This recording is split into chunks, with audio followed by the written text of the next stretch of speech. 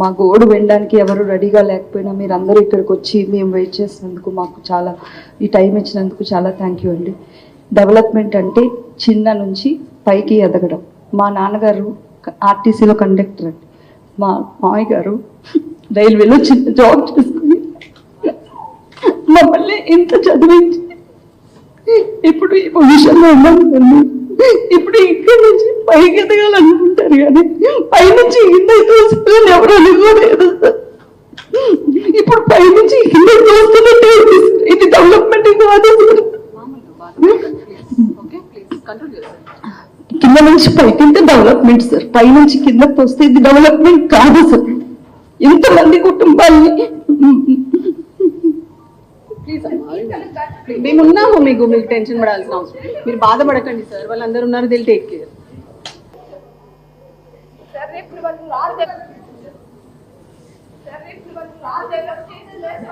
అందులో నీళ్ళు ఖచ్చితంగా పారవండి. మా బ్లడ్